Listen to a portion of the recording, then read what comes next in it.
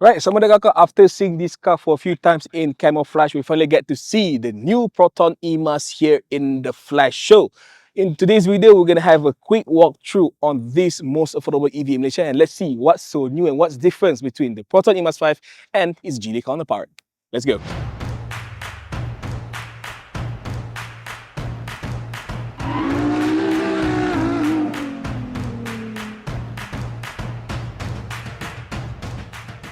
Alright, at one glance you can see that the e.MAS 5 isn't really that different compared to its Chinese counterpart. Of course, we're talking about the Geely Zhongxing Yuan. Okay, up front here you get similar design including this ellipse-shaped LED headlights. This is a full LED, automatic by the way. And of course, this being an EV, you got this clean grilless front look, but you still got this side vent, which is actually not a side vent, it's just a fake one, where the main opening intake is actually located down here for battery cooling and whatsoever. But of course, this being a Proton car, it gets a Proton branding at the front.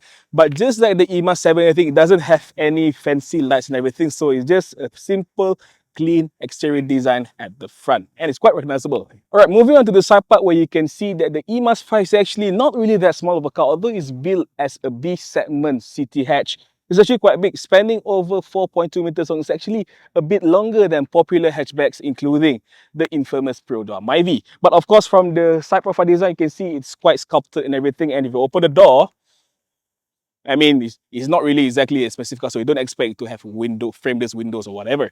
But other than that, this car rolls on this 16-inch alloy, which is of course semi-enclosed, but let me tell you, as of now, it rides on this Linglong tire, which is okay, but it could be better. But overall, it's not really as small as you think it is. That's what she said. And at the back, things look quite similar to the Geely Zhongxing as well, where you can see you got this oval elliptical LED tail light design, again with this very nice DRL and whatnot, and the lower part of bumper is finished in this plastic because that's a trend nowadays. But of course, it's not really too overtly sporty like any other EVs out there.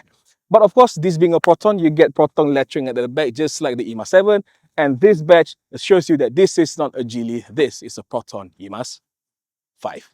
Alright, so now we're inside the e.MAS 5. While we already detailed the interior in our previous video, I just want to highlight the infotainment because the e.MAS 5, of course, it comes with this large 14.6-inch infotainment where in China, it's powered by the Flyme Auto OS, just like the e.MAS 7.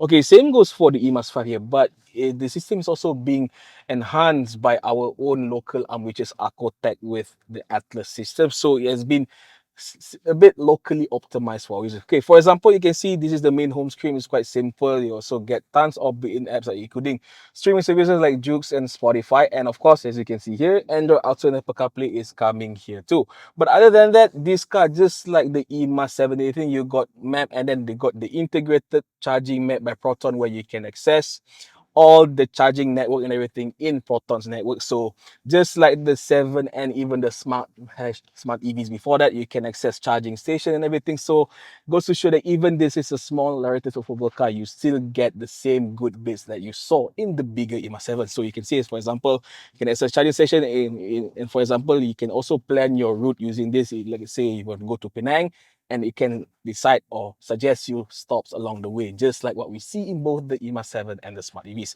which is quite good and quite impressive to see in such an affordable EV. But other than that, you also get other bits, you know, system driving, driving setup. But unfortunately, of course, with most of the control being displayed here, that goes also for the climate. Well, you still got some buttons down here, but most of the climate adjustment still need to be done using the screen, as well as the drive mode. We want to change the drive mode and everything needs to be operated by the screen, which is a bit of a bummer, but at least you got a big screen to play around in the 60,000 ringgit car.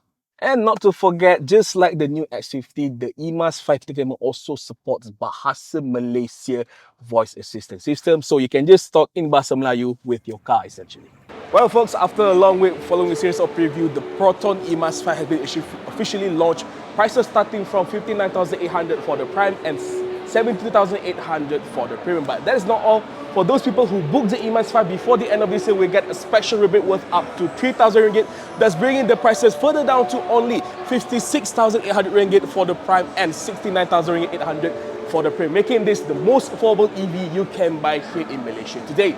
Well, on top of those very affordable prices, you also get a comprehensive warranty setup of 6 years for the vehicle and 8 years for the battery, on top of several early bird packages including free wallbox charger and many more. So what do you guys think about the Proton e.MAS 5? Could this be the first EV that you're going to actually buy?